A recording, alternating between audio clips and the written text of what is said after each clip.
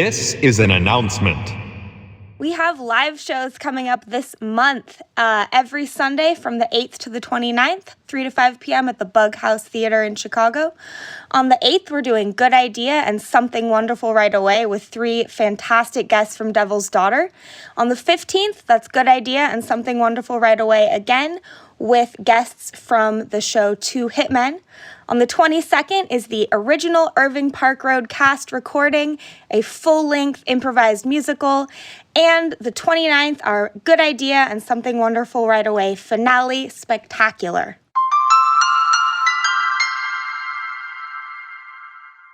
Good idea is a brain trust your brain can trust.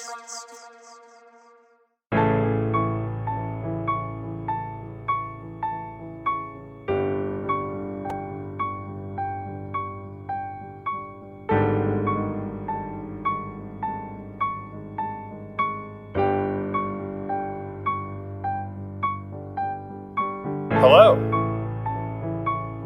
Welcome to Good Idea, the comedy, philosophy, and design podcast where we permute those words in all the potential ways. Comedy, philosophy, design? You got it. Philosophy, comedy, design? You got it. Design, philosophy, comedy? Hell yeah. Welcome to Good Idea. This is a podcast where we redesign the world and make it better. In this podcast, we are scripting the future. We want the future to be better.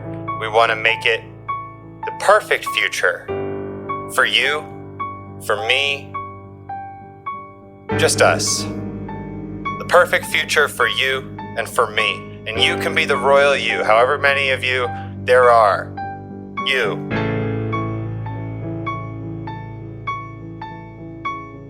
I'm here today with Andrea Dennison and my cousin Tori. Tori, hello. Hello. You can say hi.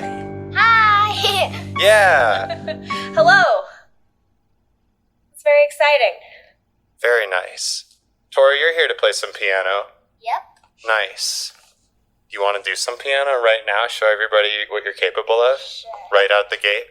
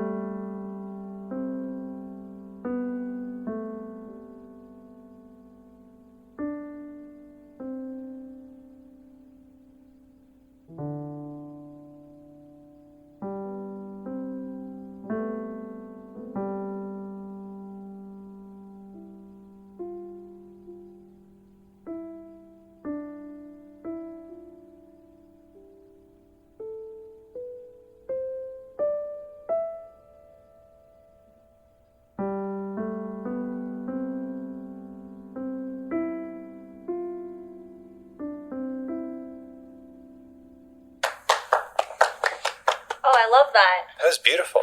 What's your secret to making that sound so good?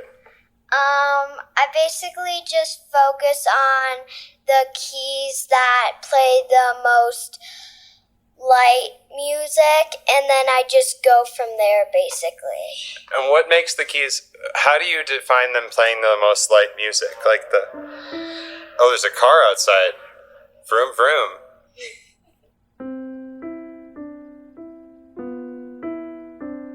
Like that? Yeah. What if you play the black, so you were playing all the white keys. Yeah. What if you play the black keys the same way? Do you think it would sound the same? No.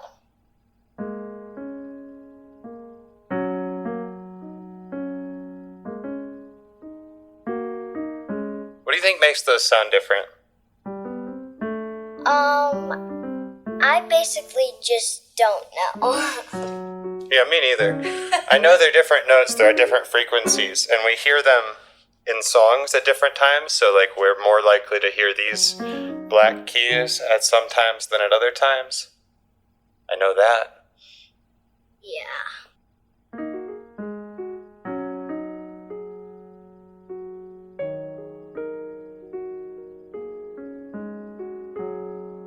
All the white keys, these ones that you were playing, that you were saying the softer ones, Yeah. I think part of the reason they sound so soft to you is because when you play all the white keys together, that's one scale. So if you go 1, 2, 3, 4, 5, 6, 7, 8, that's one scale. Yeah. So those keys all go together. I think that's part of why it sounds good. Because if you play the black keys with the white keys, it sounds kind of like that too.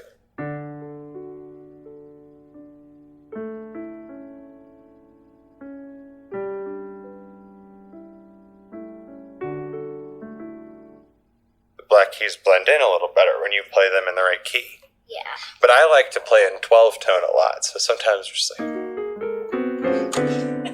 just playing all the notes.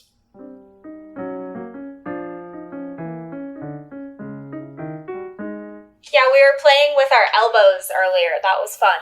Kind of just kind of a new technique. And we were just getting into some kind of like a karate chop technique. Yeah. So that's fun because you can hit a lot of notes at once, or you can just hit like one with a, precision strike.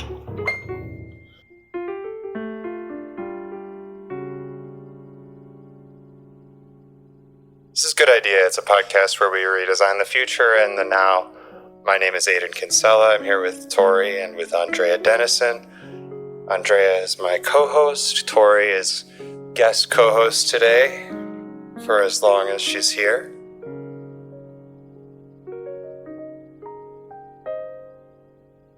Welcome to Good Idea.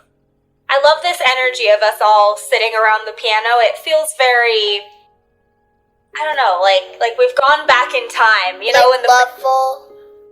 Yeah.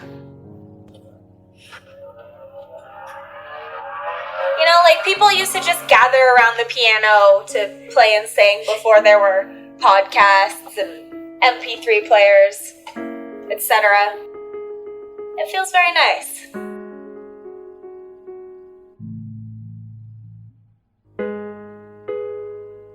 Back in the day, people used to just gather around the piano with the whole family. They'd all tell stories while one person played the piano. Every family had the family piano player. A lot of the times it would be Mom or Dad, because they've been around the longest, had the most time to learn about the piano and how to play it.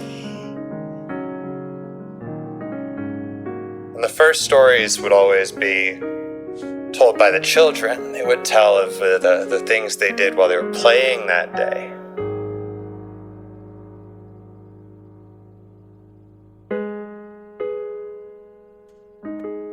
Mom, Dad, I was outside with my friends all day. Mom, Dad, we had a great time. Mom, Dad,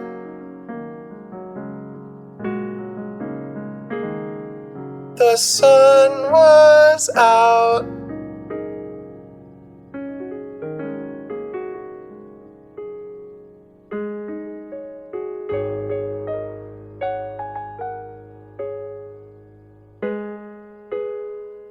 Mom, Dad,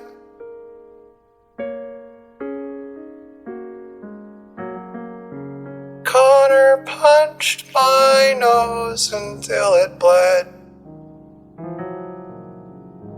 That's called playtime. Mom and Dad, I punched Connor's nose until it bled. That's called playtime.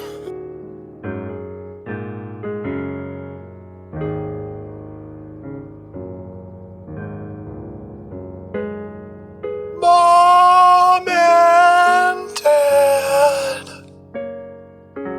Connor and I had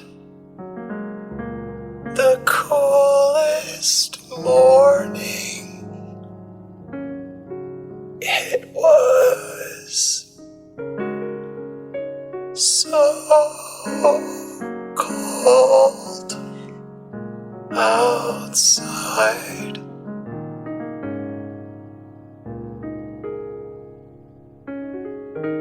Mom, Dad, thanks for playing the piano.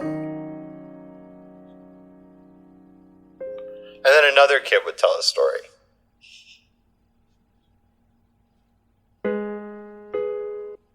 But there'd be different music. Truly, they were simpler times.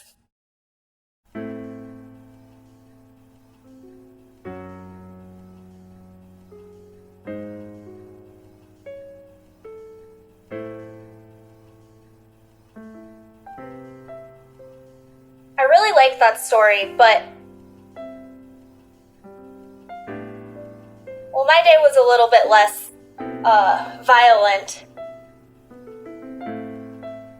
You know, I know you're always telling me to just get out there, face my fears, you know, like my brother, but you know, I was out there today, outside, since you always kick us out in the morning, you know, gotta go outside, and, you know, I saw the most amazing tree.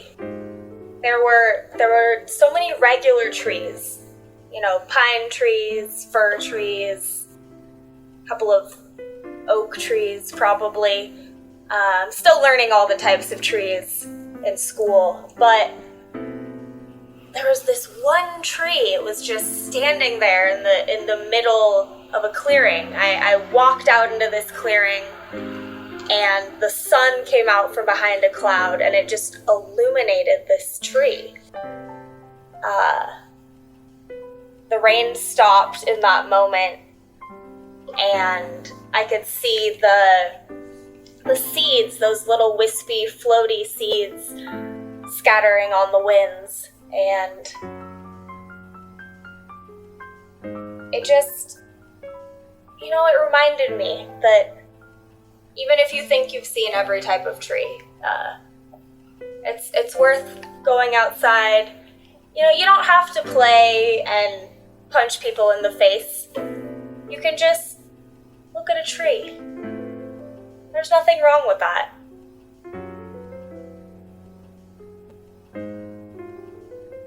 And then the sun went behind a cloud. There was a crack of thunder.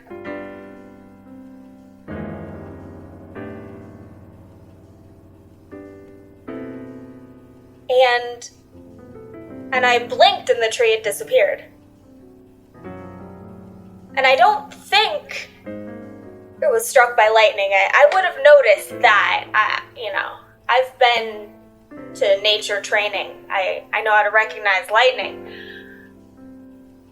So I'm not really sure where that tree went, but you know, maybe tomorrow I'll go looking for it again. I can tell you all about it.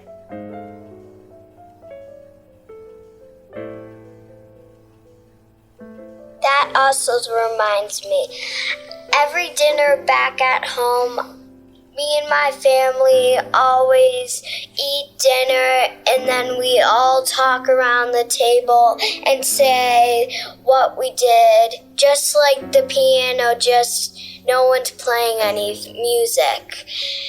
And we take turns. First, my mom and dad chat about what they did at work today, and then we say what we did at school, and then what we did at lunch, like all that stuff. Sometimes I see my neighbor's window and I just see the TV, no one eating, no one talking, and I just don't think that's right. I think TV is wrong also. But joking aside, I think that makes sense. It's good to communicate with people. It's good to have that line of connection. But sometimes, like, when you're really bored, TV is a lot of fun to watch. And that's where I think TV is not wrong. But there's something very lonely when you look in someone's window and it's just the TV and everyone's like, and maybe they're all talking to each other while they watch or they're having a good time, but from the outside, compared to I don't know why I'm looking in so many people's windows, but if you look in someone's window and you see they're all sitting around the dining room table, like you said, and they're chatting or laughing, like, oh, that feels nice. To see what your family did and what fun day they had or bad day they had, and if they're mad or sad about something, it's always nice to cheer them up. Yeah, that's what your family's there for in a lot of ways. You know, if you're sad, mad, happy, you can always talk to them. They're always there. There's never one point where your parents, when you say to your parents, can I talk to you about something anywhere?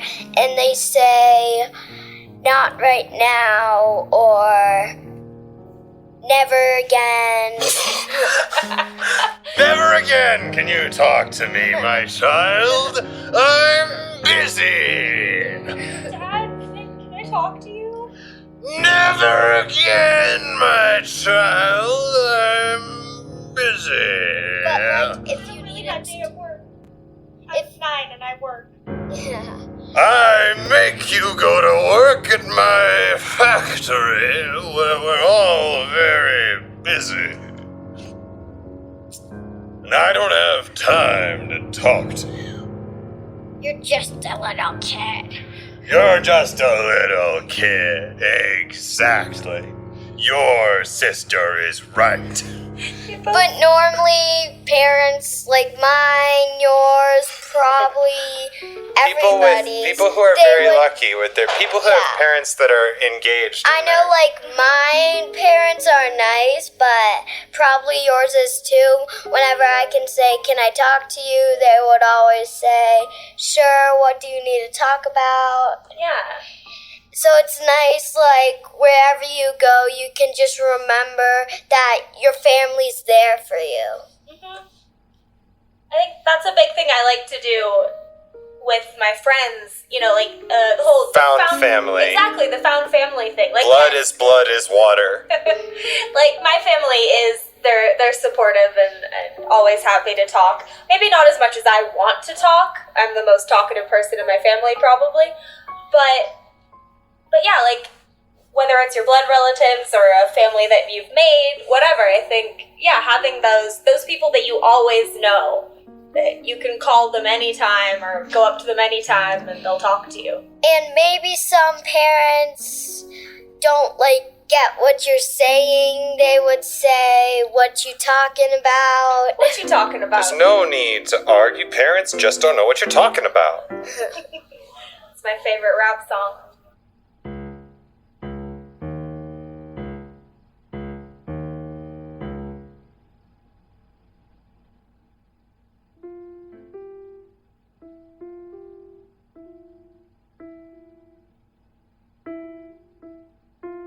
It's also nice that whenever you go outside and see a tree, you can always imagine it. Sometimes, like, you can dig a hole by a tree and you maybe can see some seeds with roots out of them, and then the big trunk just coming out of the roots. And sometimes, like, really old trees have, like, the roots on the ground.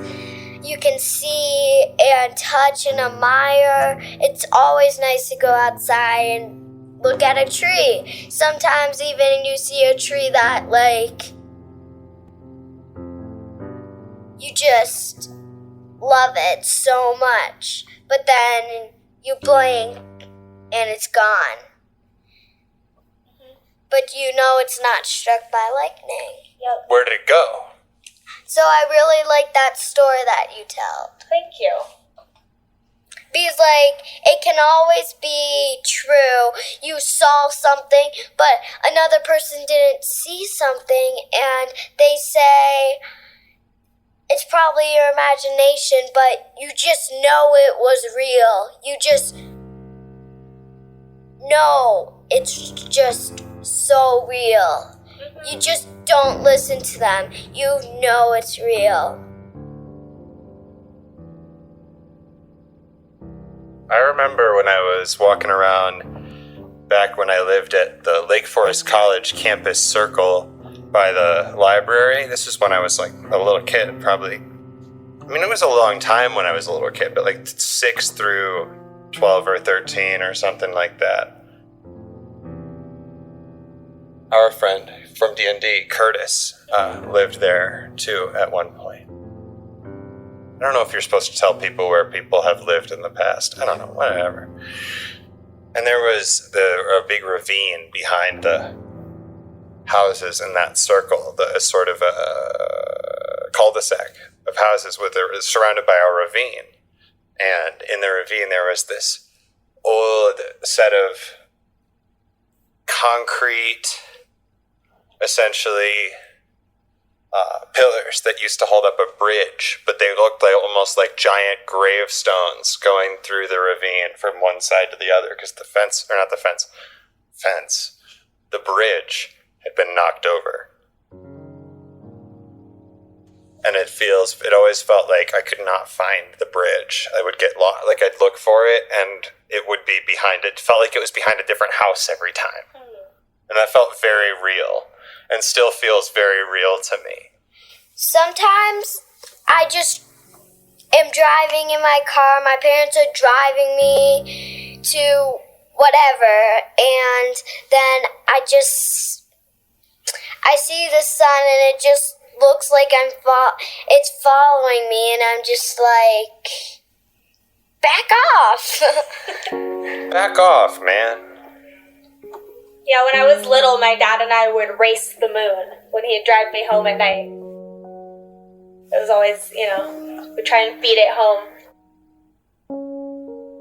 Also, that bridge story reminded me when I was living in South Korea, there was this amazing little restaurant. I can't remember the name. They did just kind of traditional Korean food, makgeolli, this sort of a fermented, fizzy rice. I don't even know how to explain the drink. It's like sake, but more bubbly. Anyway, it was this amazing restaurant, but every time me and Tara would go try to find it, I swear it was on a different street.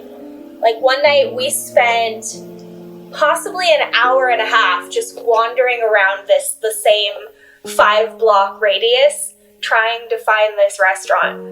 And it was nowhere. I swear on anything you want me to swear on. That restaurant had disappeared into its own little pocket dimension for that night.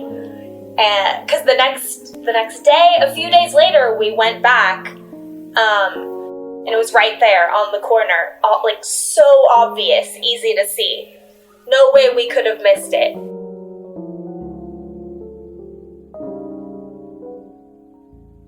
Sometimes I just think everything's just a big dream. I pinch myself, slap myself, do whatever to try to wake me up, but it's never a dream. But sometimes, like, it just feels so much like a dream. Like, I feel like I'm lost in a dream and I'm never gonna wake up. But I keep on pinching myself, doing whatever I can to try to wake me up, but it's never a dream. It's just feels so weird. And a few days ago, I talked to my cousin, Liam, and I kept on saying, doesn't it feel like a dream? And he said no. And then the same day, I talked to my cousin Grayson, and I said, doesn't it feel like a dream? And they both said no. And I'm just like, it just feels so much like a dream. It feels like whenever sometimes I jump to the high bar at gymnastics, do a back tuck, whatever, on my trampoline, on my bars at gymnastics. Sometimes even when I'm jumping to the high bar, I just pinch myself and then I fall down. And then when I fall and miss the bar, it gives me a lot of air and I thought I was gonna wake up, but it's actually never a dream. Yeah, I think about that sort of thing sometimes too. Because, when you're in a dream, or I guess that might be, if this is a dream, you go into a second level of dream. But you don't necessarily know. Like, sometimes I know that I'm dreaming, but most of the time it feels incredibly real. Like, whatever is happening, it's real. And I think scientifically there's something to that where your brain can't tell the difference between, is it a dream or a memory? Something like that. Yeah, I thought something was real life, and I didn't even know I fell asleep. Me and my dad were driving out to really cool mountains, and on the way back, I fell asleep, and I didn't even know until a few days later. My dad showed me this picture in the car in the same outfit, me asleep, and I didn't even notice, and I thought it was real life. I didn't even know. On the way back, I dreamed that I was on the top of the mountain and throwing snow at my sister Liv. And then we started a war, but it actually wasn't true. And then I woke up a long time later, and we were just pulling in my driveway, and I thought it was real. And I didn't even know I fell asleep. I thought it was real. I thought it was just a really, really short drive. So sometimes things don't even feel like dreams, and sometimes things feel so much like a dream. That makes sense. I think there are a lot of philosophers throughout history that have, oh, you're coming in, here's your dad. You were just talking about your dad.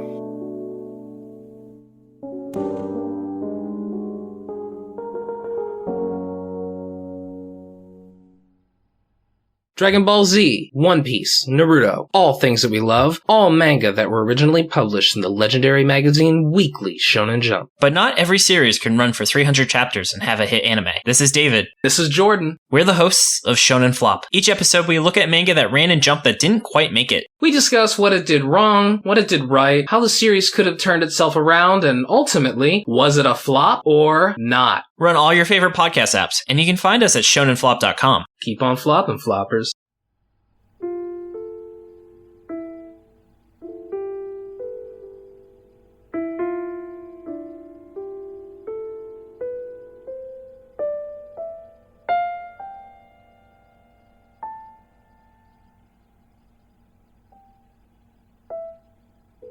We had to take a dinner break. Yep. Yup. How was your pizza? It was good. Yeah, it was pizza 2 nights in a row, right? Yeah, That's exciting. but it was also good. Oh yeah, I would eat pizza every night, probably. Yeah, but it's not that healthy. That's true. Yeah, I wouldn't feel good after a few days of that. I'd be like, Yeah, all right. I would probably be sick. I would say, do something else than pizza. But 2 days is good. Tomorrow we're probably gonna have mac and cheese or something. That's nice.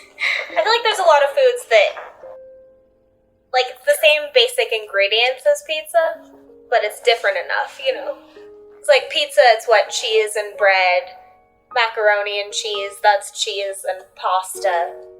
You could do, grilled cheese. These are all things, of course, that I can't really eat because cheese makes me sick, but... Well, pizza doesn't make you sick, really. That's true. It's worth it. What makes a pizza? Is it the cheese?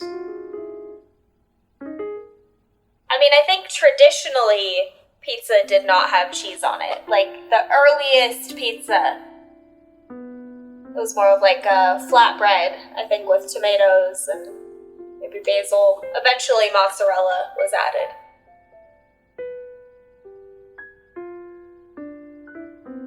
That's part of why it always cracks me up, the way that different parts of America that have, strong pizza culture. Chicago, New York. Those are the only two I can think of off the top of my head. But, they're so strong, like, oh, our pizza is the only real pizza. But then all pizza from America to an Italian person is just a travesty. It's not even pizza.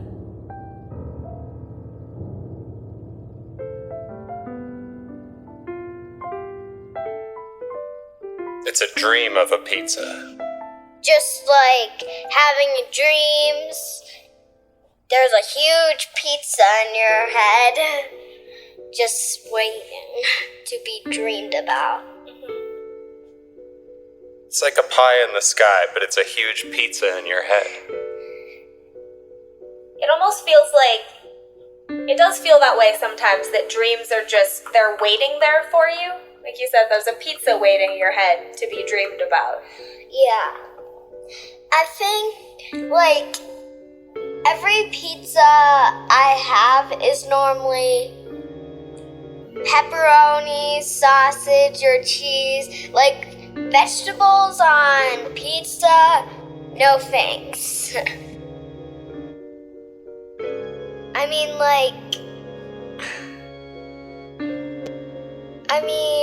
Tomato sauce, of course, is fine because that's what you have to put the cheese on. You have to put, so the cheese will stick, basically.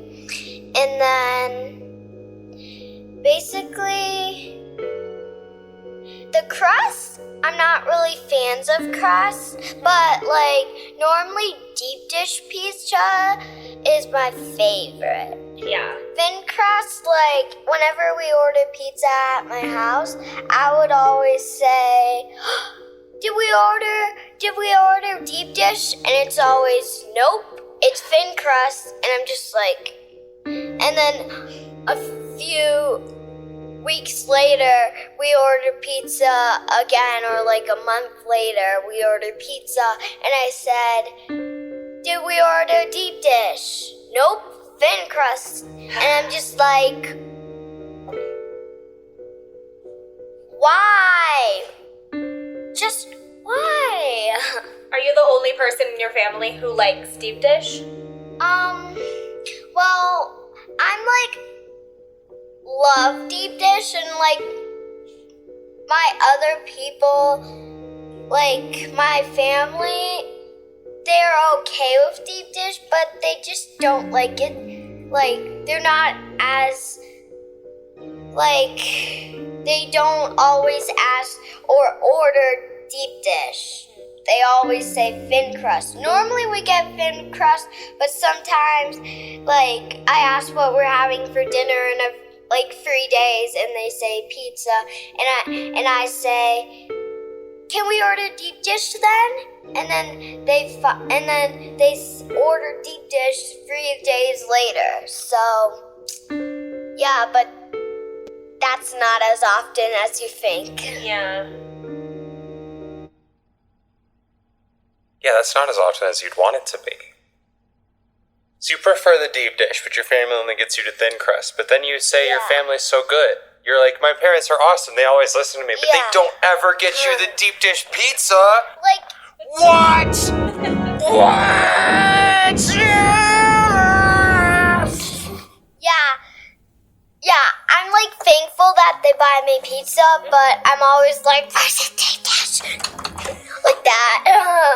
I'm always crazy for deep dish. I understand. I think that's, I started working when I was only about 14. And I think a big part of it was I just wanted control over what food was in the house. I didn't even earn very much money. But it was enough that if I was like, hey, I want deep dish, I could just go buy it. Which was exciting. I'm sure if I had asked. I was never very good at asking for things when I was younger. I think it's good to be when I was younger, when I was younger, I was never afraid to say something out loud. Like, at school, sometimes I have something up in my head and someone else is talking, and I'm just like, and I raise my hands like 10 times, and then somebody else just raises their hand one time on the 10th time, and then someone else gets called on, and then I just always say, I need to go to the bathroom, and then my teacher says go, and then I had to walk in the hallway and then go to the women's bathroom and go to the bathroom, and then my teacher said, you could have said it more often, and I'm just like, I whispered it like 10 times, and I sit like right next to you, and you never heard me. I think there should be some sort of, like, you could just hold up a sign that's like, I'm going to the bathroom, and then you can just go. Yeah, some people say at school you can just sit, basically, and put your pointer finger down, and that means you need to go to the bathroom. Oh. But sometimes I do it at school, and my teacher says, what do you need? And I'm just like, I actually need to go to the bathroom. I was holding this symbol for like,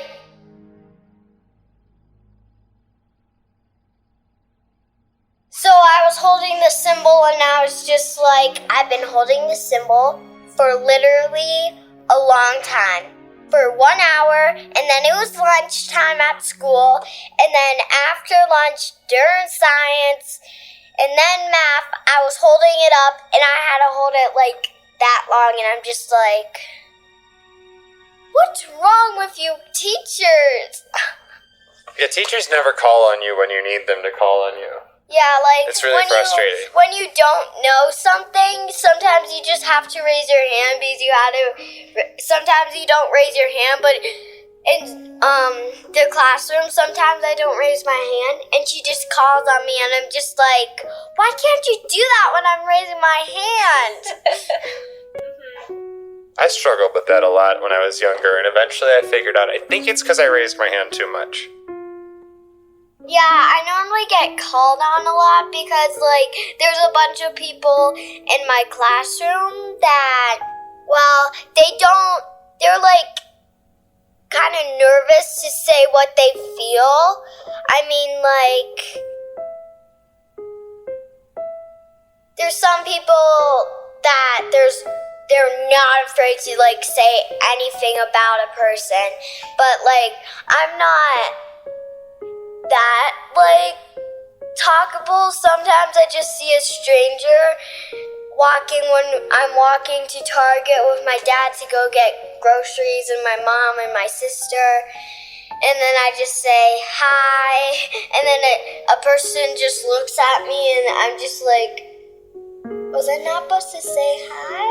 I know, some people, when you're just friendly to them, they get so suspicious. They're like, I don't know, like, they think, oh, you want something from me, or, I don't know, you're gonna ask me for money. I'm like, no, I'm just saying hi. Yeah, we're just always saying hi, but then there's some random strangers walking to Target, and I say hi, and, well, they say hi back in a friendly voice. That's nice.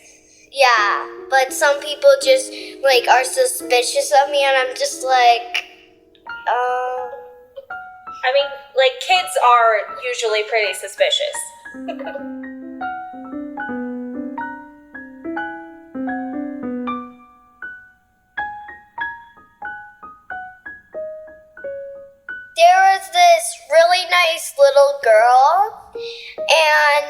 and she just went up to me and she said hi, and it was just so nice.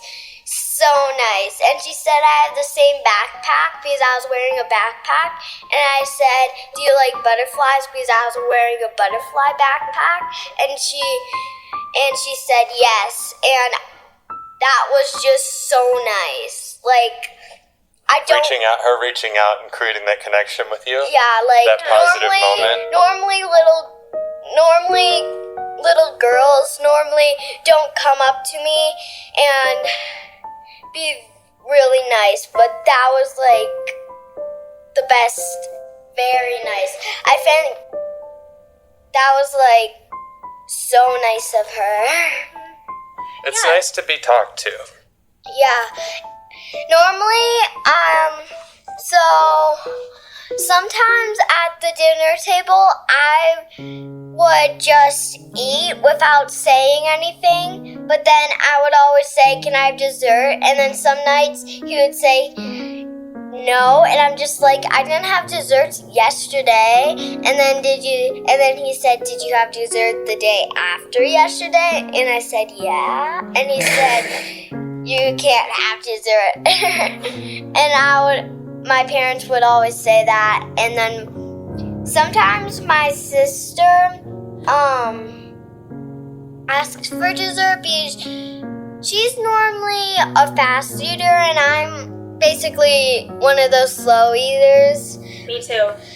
Like, whenever I don't like something, I would just eat so slow, and then it would be like 10 o'clock, and I started at 6, and I'd be like, I don't like it. Do you have to sit at the table until you finish eating? Sometimes, but sometimes, like, I'm really full. Yeah. And then I tell my parents, and sometimes they let me go. That's good. And that's really nice of them. So thank you, Mom and Dad.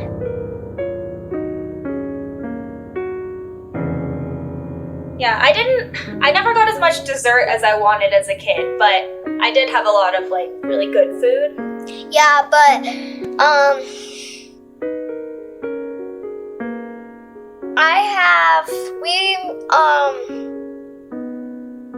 we all came to Colorado, my dad's side of the family, and that's why we're all here now. Yeah, we're all in this big house, and it's just so nice to be together because normally we're not together because our houses are normally far away. My grandma and grandpa's are in Bolingbrook or whatever, and then your guys' house is kind of close to grandma and grandpa's, but not like neighborhood buddies. Yeah, it's like an hour away. Yeah, and then my house is like 2 hours away from grandma and grandpa's. It's like we never get together too much. Yeah. So it's kind of nice just being here right now with this family. I'm just so thankful I have this family. It's a good family. Yeah, me too. I'm thankful that you're here, and I'm thankful everybody's here. I'm glad you just came up here with us. You were we were setting up earlier. You're like, whoa, there's a piano? And you started playing on it, and you sounded really good. Yeah. I didn't even know I could play piano like that before I just tried.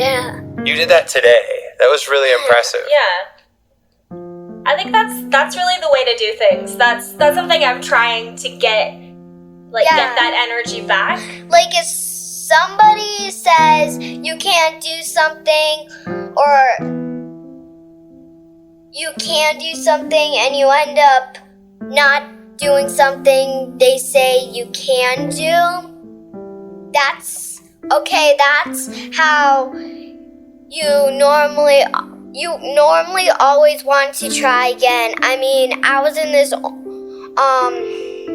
swimming pool and there was like this climbing wall and then there was a 6 feet pool and I had to climb to the top and jump off of it. Wow. And it was just so scary. I couldn't get to the top, But then my dad said I could do it and I could do it. And then, yeah. And some people say you can't do something and you can do something.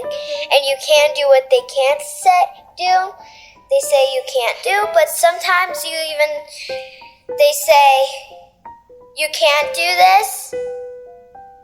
And you actually end up, you can't do it. You end up not doing it. You just can't do it. Like, you try so hard, but you just can't do it.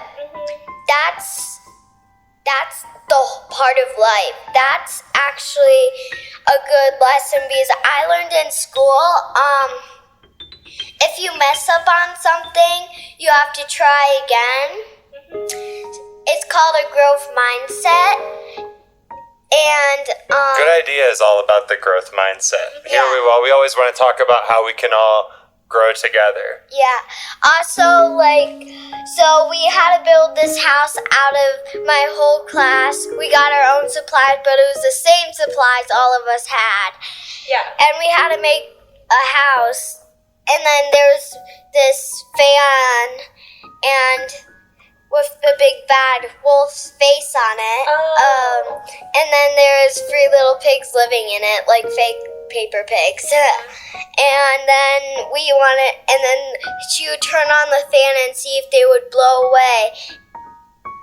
There was this, my friend actually, and his had a big hole in his house on like the corner. And it blew away. And I said, and my teacher said that's because the big hole was there. But I went up to him before we tried it.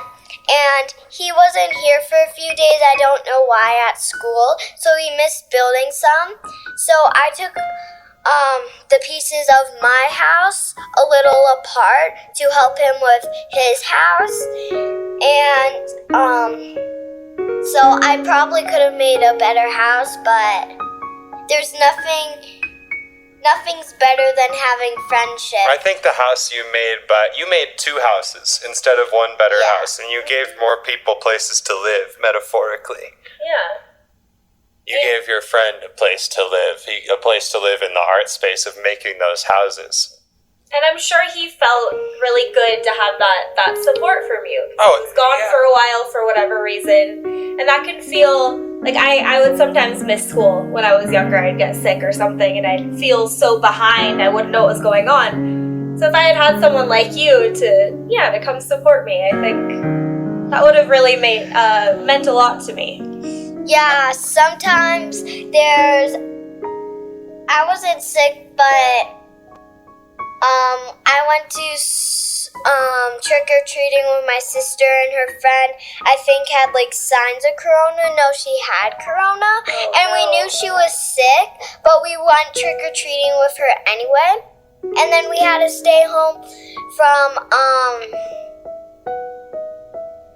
school for 2 weeks because they thought we had corona, but we didn't actually. They didn't know we had corona, and they didn't think we had corona. They needed to make sure, so we had to stay home for 2 weeks. And I didn't like it. My sister, I was taking it pretty well, but my sister didn't like it that much. She did not like it, but then the next day we went on, it was picture day at school right when we came back. Oh gosh. And we were all dressed up, and everybody went over and said, "Where were you?" And I just didn't tell them. I made up a little white lie because I don't want people calling me this corona girl, even though I didn't have it. So I just made up a lie, and I said I just didn't feel good. I think that's all right. I don't think that's a lie, because you didn't have corona. Yeah. That's the truth. All you did was tell the truth. But I actually didn't. I did feel good. Right. Oh, I see. That's the part. But yeah. That's a very little lie.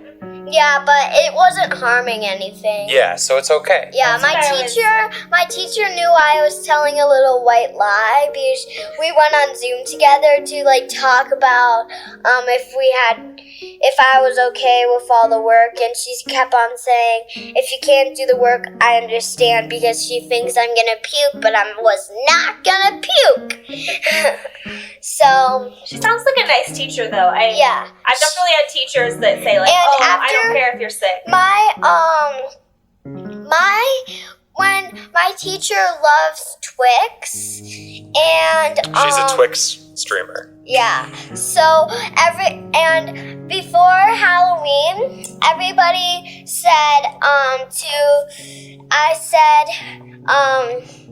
the whole class whispered in each other's ear and said, "Bring Mrs. Kumpke a big Twix." And all of us came back from Halloween with a big Twix.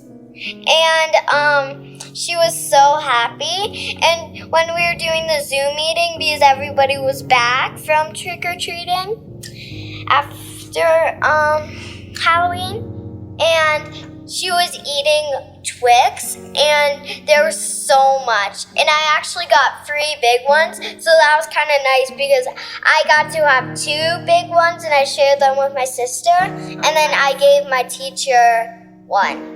That must have made your teacher really happy. I taught for a while, and I remember my students would remember that I loved Oreos, so they'd sometimes bring me Oreos, or another student, kind of as a joke, gave me cough drops because her class was really loud. They were always really noisy, so I always had to be like, hey, be quiet, and try and get them to be quiet. So she brought me cough drops and wrote a little note like, sorry, sorry we're so loud. And that just made me so happy. They didn't get any quieter, but, Yeah, sometimes people say, I'm sorry for something, and that makes you happy, but the day later, he or her or they always do it again, but it always feels good that for at least a few minutes or a second, somebody actually noticed that you didn't like it. That's all it's about, right? It's just they're trying. yeah. Sometimes I think there's a thing where people are like, I'm sorry, and they over-apologize. I know this because I have that thing. Like, I I do apologize that too. too much. Most people, I think, apologize a lot of the time when they don't need to. As though, like, I'm so sorry. I'm just standing in front of the sink, and someone needs to wash their hands. Like that. Why am I so sorry? Yeah. I'm so sorry. And I think it's fair too, because sometimes you do something and you realize that it maybe hurt somebody's feelings or was annoying or whatever, and then you apologize, and then a couple days later you might do it again, and that doesn't mean that you weren't listening or that you don't care about that person. Sometimes it's like you were saying, you can do your best and still fail. Yeah. I have plenty of things like that. Like, I always have to remember to speak loudly enough so that Aiden can hear and understand me. Sometimes in school I also have to speak up to my teacher because sometimes I have something in my throat and I'm saying, and I whisper it because there's something in my throat and I want to go to the bathroom to cough because there's something in my throat and I didn't want to think I was going to throw up. What's a real catch-22? Yeah, so then I said, can I go to the bathroom? And then I just started coughing crazy in the bathroom, and then I finally got it out of my throat. And then there was somebody, and one time at school, I went to the bathroom, and I was singing in a stall, and then I washed my hands and came out of the bathroom, and there was 2 girls waiting out there, and they said, who's singing there? And I said, me. And then I was so embarrassed, and I was just why were you even listening anyway? Right? Also, one time, I was also in the bathroom with my friend Scarlett, and we didn't know there was other people in there, so we just went in a different stall than them. We went in a stall, and then they didn't know who was in there. Of course, it was a person. So there was this one girl, and she actually peeked inside of the stall, and we told my teacher, and she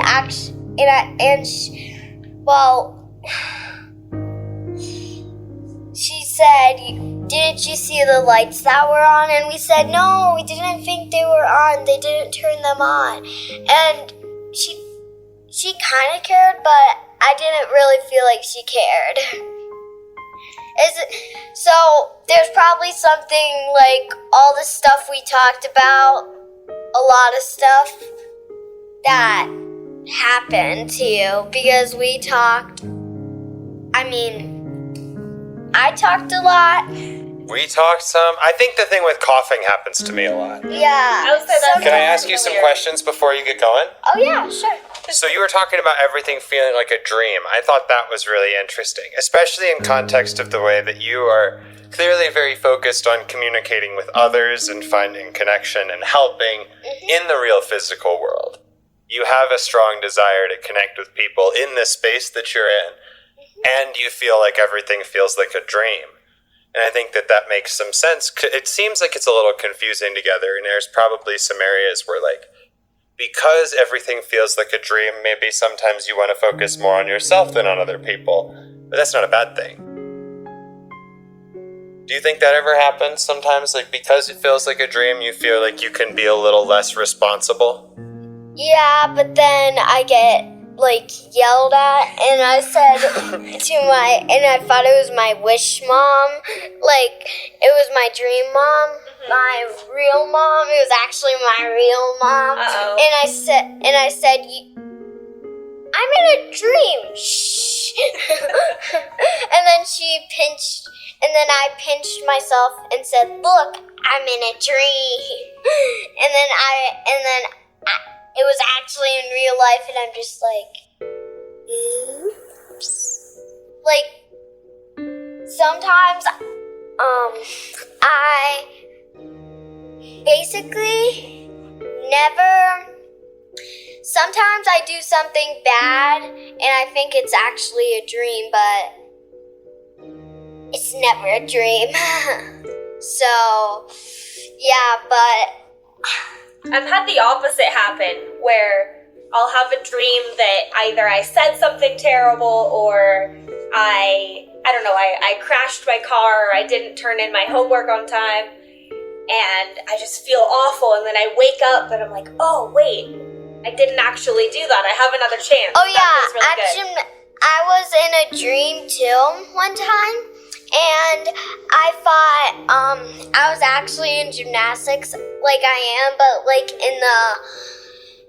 on floor, and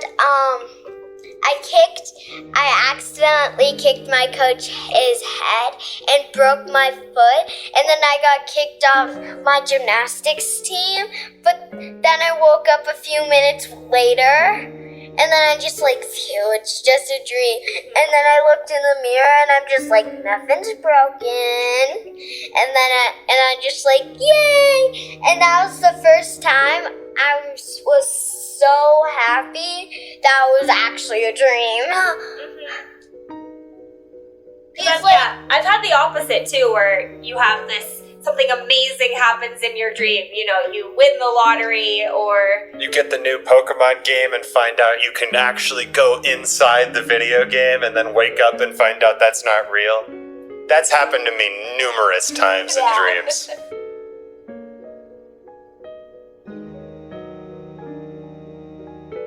I feel like especially up here, we're in Colorado, we're at a really high elevation. There's we've been having really exciting weather today with the thunder and lightning. It feels even more dreamy. Maybe that's just I can't get enough oxygen, but The altitude sickness? Yeah, there's a certain unreality to everything here, even more than usual.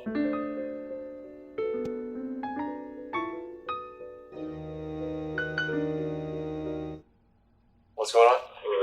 Oh, okay. You headed out? Yeah. All right. Bye, Dad.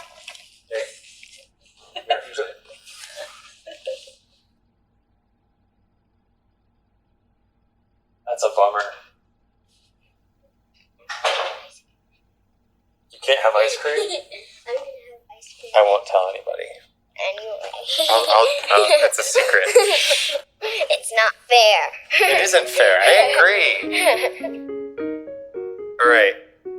So you were just talking about the dreams and how today feels extra dreamy, kind of especially because of the weather and maybe the lack of oxygen.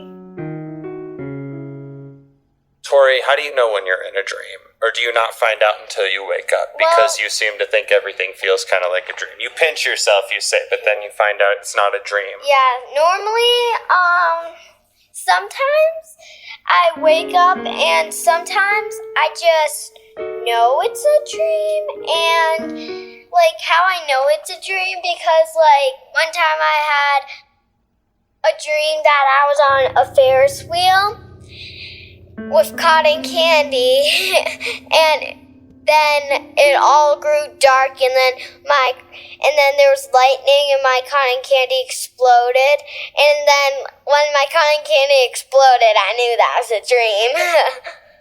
So is it kind of like once something is just strange or that seems like it couldn't happen in real life, is that when you can tell? Yeah. It's like in fairy stories. I need to make sure this isn't a dream. Nope. All right. You pinch yourself, not a dream? Confirmed. This episode of Good Idea, not a dream. Some of them are. Yeah. So if everything is a dream, that means you can pretty much do whatever you want, right? Yeah, like, well, this is not a dream, so I can't do whatever I want. Right. But it feels like a dream, doesn't it? Yeah, I feel like I'm actually in my bed, actually asleep. I don't even think I'm on vacation right now. I don't even think I'm in this house. I just think I'm all the way back home in my bed dreaming about this, on this right here. And well, if this is a dream, I'm like, you've done an amazing job. Everything looks amazing. I'm having a great time. Thanks for letting me hang out. I definitely hope this is not a dream, because this is so much fun. It is so much fun. We'll have you back on the podcast too, so you can talk more in the future. Anytime. Yeah.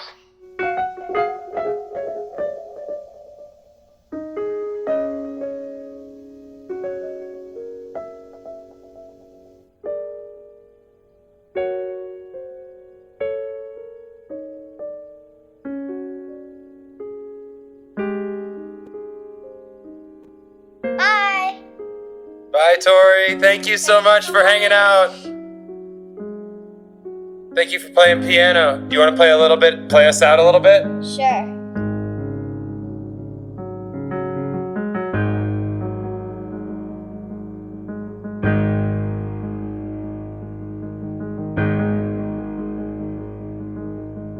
Here, take my headphones. They're pretty big. I'll pretend I can hear you. Here, do you want to use mine to hear? I'll hear. We'll do a duet. I'll play with you. You lead.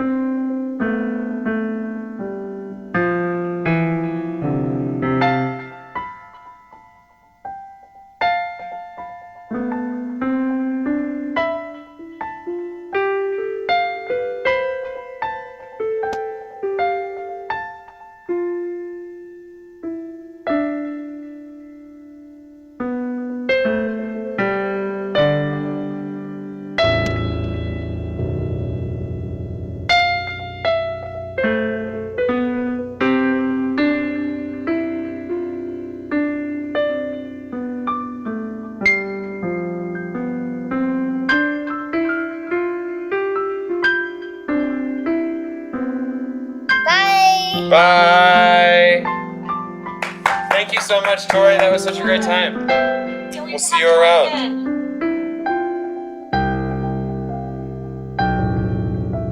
That was...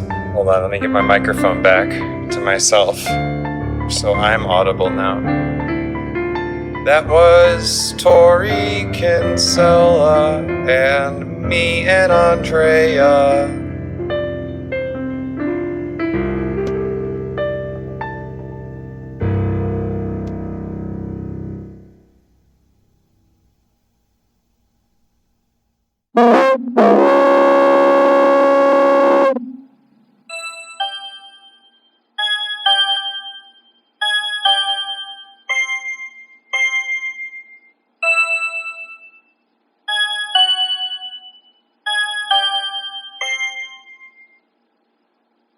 Hello, and welcome to Good Ideas Magic section.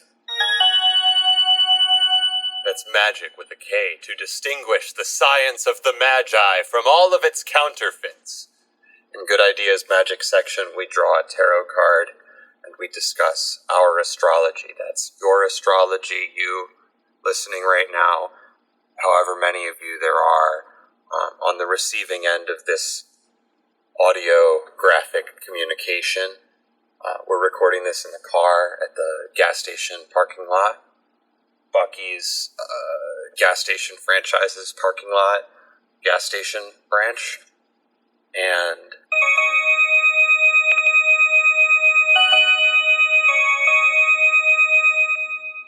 we've got a little tiny piano and a ukulele in the car.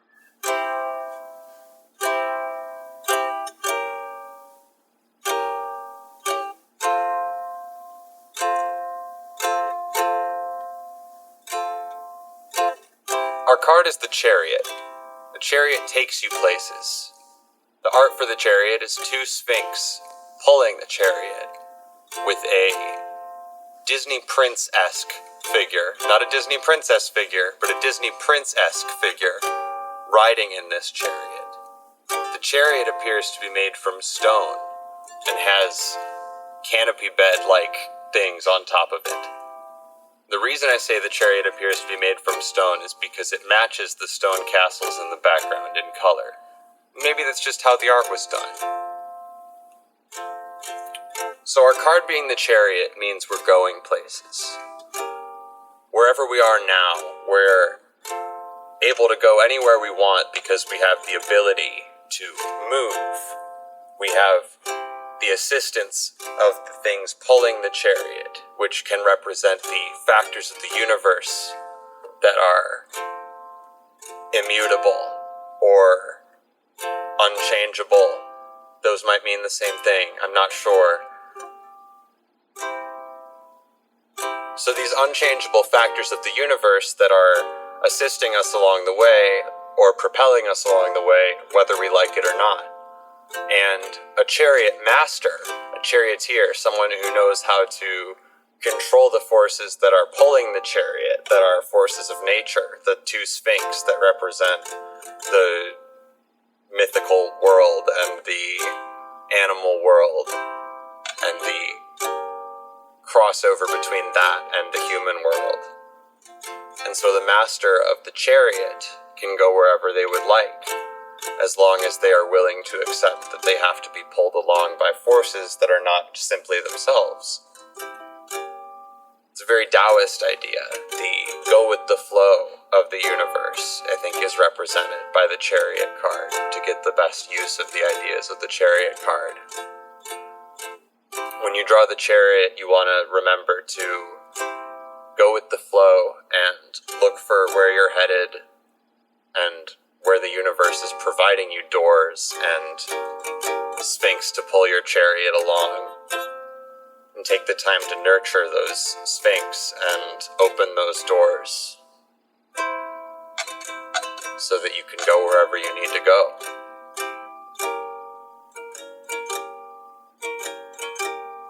Forces of the universe will pay you back kindly if you pay them in front with kindness. That's our card. It's the chariot. Thank you, thank you. That was nice. I like that a lot. I've always liked the chariot. I like that the chariot is on the back of the Toth deck, at least the one that I have. The chariot is the picture of a card that's on the back of it, because I think that that's good advertising. It's like, the Toth deck will take you places. I never thought about it that way, but I like that. That's really loud. I should turn that down a little bit.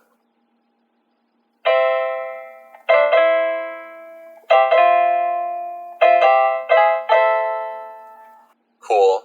Yeah. It makes you wonder how they chose which card. Like, I'm sure it was, I'm sure they really thought about it. You know, it's a tarot deck. Of course they're gonna be thoughtful.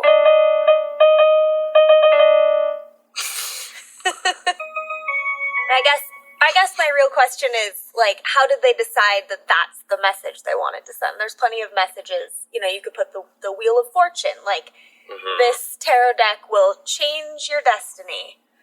You could put what are some other fun cards? You could put the Tower. That would be terrible. This tarot deck will ruin your life. That would be bad marketing. You could put, I don't know, some of the Cups cards. This tarot deck will fill your life with luxury. Got options, is all I'm saying. But I think they chose right. I agree. The chariot makes a lot of sense. I was thinking, the lovers would be a cool one, but I just always think that card is pretty. There's that deck you showed me where the lovers are two dragons, hanging out, and one of them's in the water and one of them's in the forest. Yeah. And they meet up at the water edge. Yeah, I wish I could remember. That was the first deck I ever had. It was all dragons. 100% dragons all the time. A very friendly, easy to, not easy to use necessarily, but intuitive sort of baby's first tarot deck. I wish I still had it. I have no idea where it ended up. But I hope that someone has it now and it's treating them well.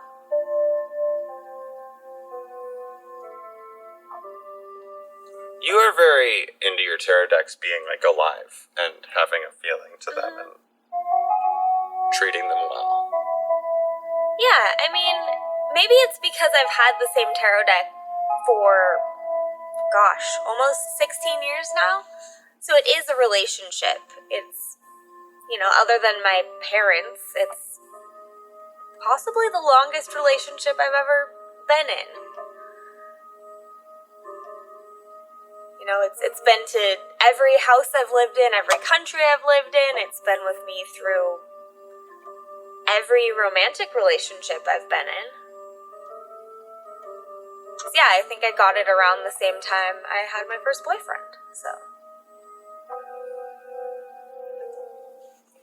Did you do a lot of tarot readings when you first had your first boyfriend? Is this gonna go well? Does he like me? I'm trying to remember.